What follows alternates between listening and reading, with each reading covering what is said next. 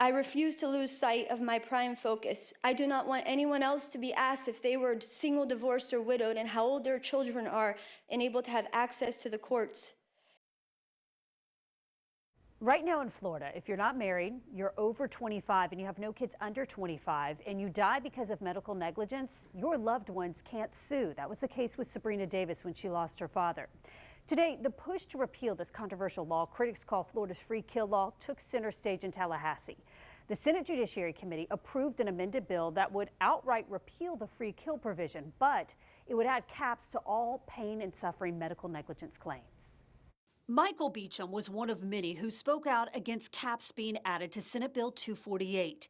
He brought his daughter Maddie and showed lawmakers her hand he says she will lose due to medical negligence. She was under the medical care in the hospital on a completely unrelated issue when the circulation got cut off due to medical negligence. Maddie's got 100 years in her lifespan, 82 years as a Florida voter, presumably. A $500,000 cap is about a latte a day for her life. While the bill, sponsored by Jacksonville Senator Clay Yarborough, would repeal what's known as Florida's free kill law, it would add caps to all non-economic medical negligence claims. Non-economic damages is pain and suffering. Economic damages don't have a cap, nor are we proposing that they have a cap. Caps on non-economic damages are going to improve a physician workforce in this state that has a projected shortage of 36,000 by 2035.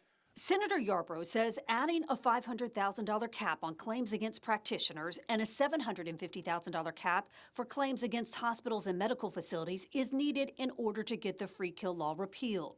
But Cindy Jenkins believes this bill would do a lot more harm than good. If you can't get an attorney to take your case, as we have not been able to because our family members were free kill, if they now can't take your case because of the caps, which will cause them to be able to take way less cases, we're still being denied that right. They've just traded off one problem for another protection. To those families who say, hey, we don't want caps, we only want the full repeal, what do you say to those families?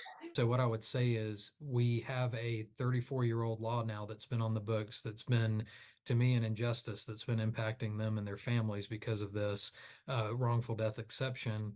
But because we have not seen enough support in the legislature to just do a clean repeal, I believe we had to look at another avenue to try to thread the needle and strike a balance. Now, this bill still has to be approved by 2 more Senate committees before it moves to a vote by the full Senate. Then it would have to be passed by the House. If it passes, it would take effect in July and would not be retroactive. And for more in-depth look into Florida's free kill law, you can watch our special on this law streaming right after our newscast tonight on First Coast News Plus.